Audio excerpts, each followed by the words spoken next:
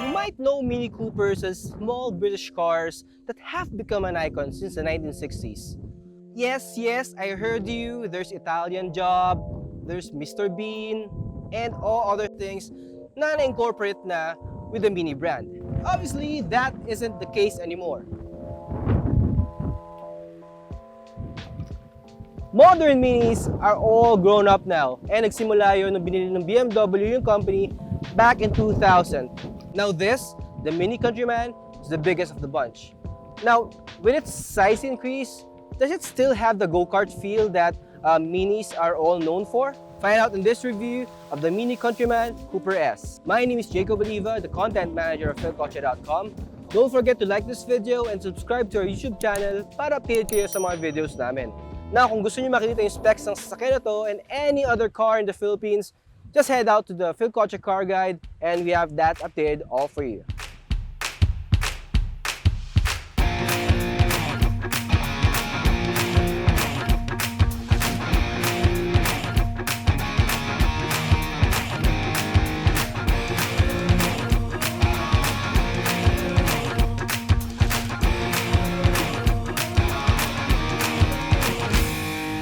At the front, I would like to commend Frank Stephenson. You know, kahit pinalaki niya yung Mini during his time with BMW, na-retain niya yung design language ng brand na naging icon na.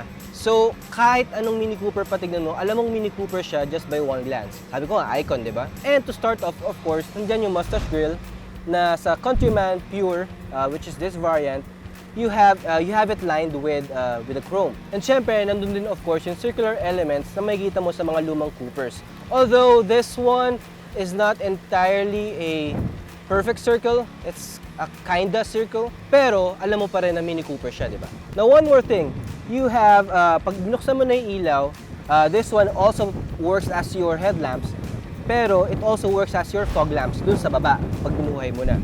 And then, of course, nandun yung S-badge, which is the trim level of this engine. And you also have the decals here na stripes, pero hindi siya standard. You have to request that sa Mini pag bumili ka. And then, meron ka ring sensors sa bumper na nakapalibot. So, hindi ka mahihirapan mag-park. Although, hindi naman siya matigap talaga i-park kasi malaki naman siya. But one thing na napansin ko talaga dito na hindi ko maalis sa isip ko is, pag binuhay mo na yung headlamps, parang medyo mukha siyang something. Underneath the clamshell hood is a 2-liter BMW engine. It's turbocharged and twin scroll siya, hindi siya twin turbo. Again, tingnan nyo na lang yung article ni Cesar. And it's an inline 4 gasoline mill. Now, this engine makes 192 horsepower and 280 Newton meters of torque, sent to the front wheels via an 8-speed automatic transmission. That power output is more than enough, but more on the driving impressions later. Fuel economy, in mixed city and highway driving, nakakuha ako ng 11.1 kilometers per liter. On the highway, at an average speed of 90 kilometers per hour, I got 19 kilometers per liter. Not bad, di ba? Pero 2 tao lang yung sakay nun, and naka-normal mode lang, so iba pa yan pagka sport or eco mode, or in this case, green mode.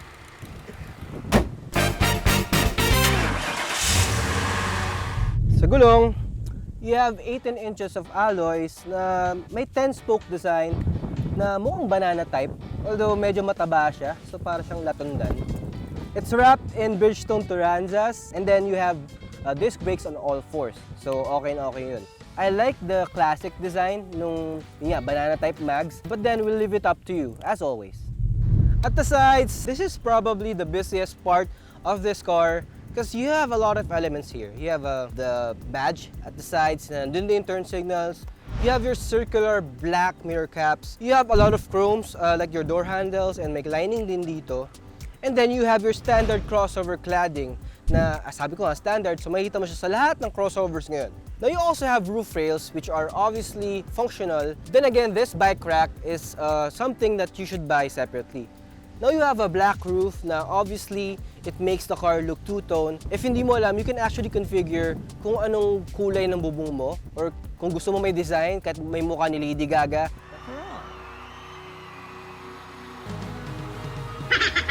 That's possible because that's what Mini offers sa mga customers nila. Now, if mapapansin nyo, yung ground clearance niya is 165 millimeters, which is slightly lower kaysa sa ibang mga standard na crossovers. But then again, that's enough for you to safely conquer reasonable na mga gutters or mga steep ramps na ginawa ng walang alam na engineer. Size-wise, although this car is built as a subcompact crossover, it's actually longer and wider than, let's say, your standard Honda HR-V. You know what that translates to when it comes to space, diba? At the rear, you have more circular elements that you can see here, sa extra steps, and then yung standard cladding mo, aabot sa likod, nandun na rin yung reverse sensors mo. Now you have your reverse camera, your badge, and then the Mini logo, of course. Actually, yung likod niya parang puro chrome. And then you have a third brake light here, and an LED sa shark fin antenna na honestly hindi ko alam kung para saan. Tingnan mo to. Nice. Now, trunk is spacious. It has 450 liters of space, and that's standard with the rear seats up. Pero pag tinupi mo yung upuan sa likod, aabot siya ng above 1,300 liters. And that's of course without this tonneau.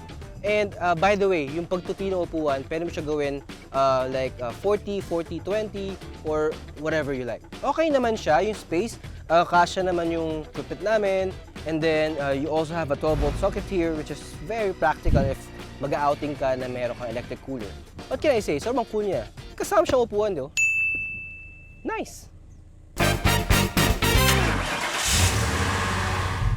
Inside the Mini Countryman, feeling ko absent yung designer nito ng Kinder kasi parang circle lang yung alam niyang shape. So, sobrang daming circle dito, makakapagpalechon ka na sa buong barangay. Small circle, big circle. Small circle, big circle. Small circle, big circle. In front of you, of course, is your steering wheel. Hindi siya flat bottom, syempre bilog. You have your controls, your audio controls here and your Bluetooth controls, and then you have your cruise control sa kabila. Now, in BMW fashion, your headlight controls or your switch gears ay nasa dashboard. Pinaka-gem talaga dito sa loob is this one. This analog gauge clusters na motorcycle inspired. Para sa akin, ang astig lang yung tignan. Di ko alam kung cute o astig or both. Basta ang ganda niya. And napapansin mo rin sa kanya, sa the whole dashboard is, it's lined with soft touch materials. Although some parts like here and dito sa center console, meron siyang hard plastics. If nanonood ka ng reviews namin, alam mo na hindi ko favorite ang black piano trims. And unfortunately, with the Countryman, you have a lot. Like in the dashboard, sa door panels. So if nagbabala ka bumili nito, make sure na hygienic ka, maggupit ka ng kuko, and wag kang kitikiti. Okay? Now, your seats have manual adjustments. Meron siyang seat height adjuster, thankfully. And then you have a tilt-adjustable and telescopic steering wheel na in a cool way, sumasabay yung gauge clusters mo sa pag-adjust. Cool. Now, another thing na gusto ko dito is the circular infotainment system. Sabi nga ng director namin, mukhang jukebox, and I agree. Because it really looks like a jukebox. Pero one cool thing about it is when you adjust your temperature or your volume for your infotainment, gumagalaw din yung LEDs dito. Medyo party trick, pero para sa akin, it's a cool addition, especially for a car that targets yung mga young people na katulad ko. Hindi nostalgia. Now, in another BMW fashion, maganda yung clustering ng controls mo dito sa Countryman. You have your climate control, nasa isang area lang, and then you have your infotainment here, nandito rin yung sa volume, and meron ka rin control dito nung sa infotainment. Now, aside from the jukebox thing, gustong-gusto ko yung mga switches dito for drive modes and your start-stop. Para siyang para siyang throwback dun sa mga old school na mga minis. And para saan ang cool lang niya. Lagi ko sinasabing cool, no? But yeah, this is a really cool car. Actually, para siyang sa Fast and the Furious, yung pag nitro, di ba?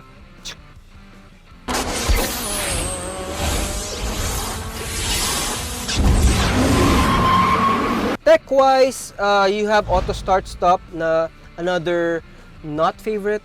And then, isa lang problema ko dito is, meron siya electronic parking brake, pero wala siyang auto brake hold. Which is, nandun ka na eh. Why not cross the bridge, di ba? Now, of course, with the new segment, nasa ng phone mo. For the Countryman, you have a lot of options actually. Kung mag-charge ka, pwede mo siya ilagay dito, and then nandito na yung USB mo, so hindi siya clutter. Pwede mo rin siyang ilagay dito sa console mo, kasya naman yung mga malaking phones ngayon, although, hindi ka nga lang makapag-charge, di ba? And this, by the way, is adjustable. And interesting enough, kahit wala siya yung Apple CarPlay or Android Auto, yung integration ng Spotify dun sa system, sobrang it's aesthetically pleasing eh. Kasi nakikita ito yung album art ng Tears for Fears. Nandito ba si Stanley? Ba't old school yung tugtog? But overall, the comfort here, lalo na yung upuan mo na leather na lined with suede. And by the way, yung upuan mo is meron siya extender, may leg extender siya. So if daddy long legs ka, masusupport naman yung mahaba mong binti. Overall, I like the youthful vibe. Well, yun naman talaga bibilin mo sa Mini eh. It's not just the go-kart feel nung performance ng vehicle, pero nandun din yung interior na hindi mo makikita sa ibang sasakyan. And feeling ko kahit umupo dito si Stanley, mag-feeling 29 years old. So sobrang youthful ng lahat na nandito sa loob. At the back, you have a lot of space here, especially for a crossover. But then again, parang feeling ko medyo mataas yung upuan, medyo elevated siya. But the good thing about it is, you can recline your seats para maximum comfort, para takbong pogi lang, di ba? Kita nyo naman, this is my usual driving position and I have a lot of leg room. Yung headroom okay naman, but I'm just 5'6". If 5'10 ka or 6 flat, yeah, make sure lang na i-check mo muna yung likod if kasya ka, di ba? There's not a lot going on here except for speakers, and then you have aircon vents. But sadly, you don't have cup holders in the middle. Although, you can fold this para gawing armrest. Pero, kung yung harap meron kang malaking bottle holder na kasya to, sa likod, well, your option is in the doors. Pero kung kape yan, well, no choice ka, hawakan mo na lang, di ba? Standard na rin are isofix tethers, and syempre, airbags sa sides. Ayun, black piano uli. So, ingat-ingat ka na lang para hindi mo magasgasan.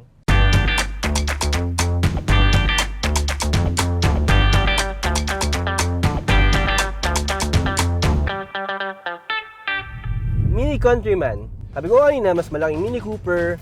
And sa totoo lang, natakot ako nung una na isipin na baka nawala na yung go-kart feel na nagpasikat sa mga Mini Cooper. I mean, that makes Mini Coopers great, that go-kart feel. And I'd be happy to report na with the Countryman, hindi naman nawala yun. Ang sarap niyang i-drive, ang ganda ng throttle response. Although, I would say na may konting delay yung downshifting. I'm not sure if the boost or yung downshifting, when you press the accelerator like down to the metal, may konting like half second or a second delay before it kicks in. But then again, sobrang subtle lang naman yun and hindi naman siya something to worry about and madali naman siyang makasanayan. Another thing na napansin ko sa Countryman is ang higpit ng steering. Hindi naman siya hydraulic na parang prehistoric na sasakyan. Pero sa Countryman is tight siya and you will feel na you're in control, which is something great if you're really someone who likes to drive. Bayad. Ano ba ito? Free ride.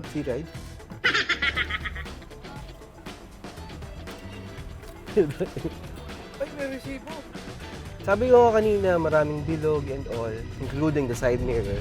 Pero maganda dun is, actually surprise ako dito. Kala ko less yung visibility o tumingin sa bilog na side mirror, pero hindi naman. That's because may konti siyang concave sa dulo.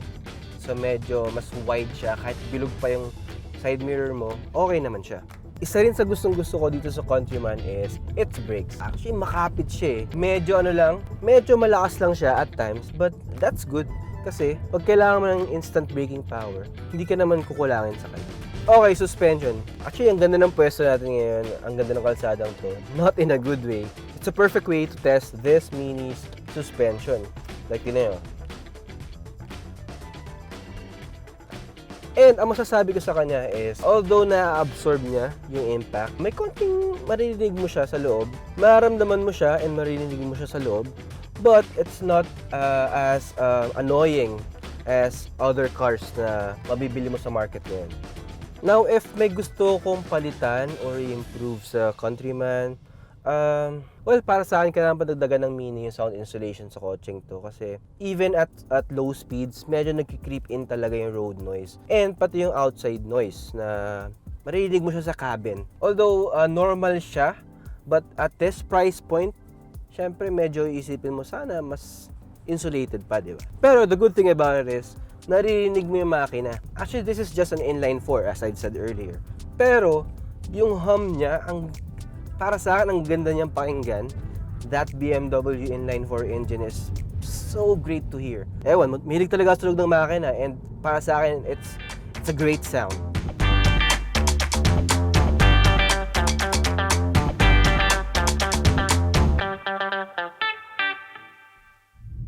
Now for Philkotse Score, when it comes to aesthetics, I'm not really a huge fan of crossovers, and for this particular car, I'm not so much of a fan of the DRLs. But then again, this is a Mini Cooper. And kahit malaki na siya, mukha pa rin siyang Mini Cooper. For aesthetics, I'm giving this car a 4 out of 5. For practicality, given that this car has been given a huge size increase compared to other Minis, okay na okay yung practicality niya given that yung second row mo nasa slide, yung upuan natutupi, ang dami ng storage spaces. So for practicality, I'm giving this car a 4.5 out of 5. For performance, given the size increase again, nandun pa rin yung go-kart feel. And okay naman yung turbocharged engine niya, hindi ka maibitin. Although there are slight delays when it comes to downshifting, but it's livable, especially sa mga normal lang na drivers. So for performance, I'm giving the Countryman a well-deserved 4 out of 5. For value for money, with a price tag north of 3 million pesos, you would say that this car is a steep buy, and I would agree with you. But then again, this is not a mainstream vehicle. And alam natin yung mga bibili nito is in the market for a Mini Cooper. So specific yun. So given what this car can offer with that price tag, I'm giving this car a 4 out of 5. So for Philkotse Score, given all the things that you've heard in this review, and lahat ng kasama ng heritage ng Mini brand na nandito pa rin sa mga bagong models, I'd gladly give this car a well-deserved 4 out of 5.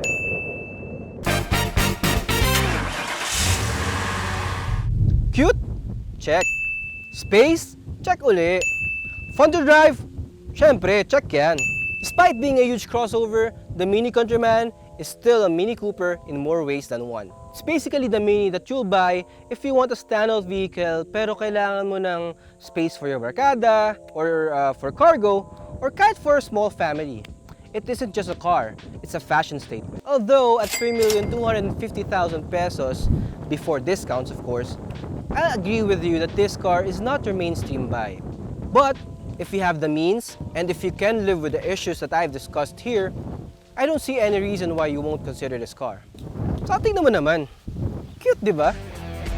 Thanks for watching. Don't forget to subscribe to Philkotse, the country's #1 online car portal.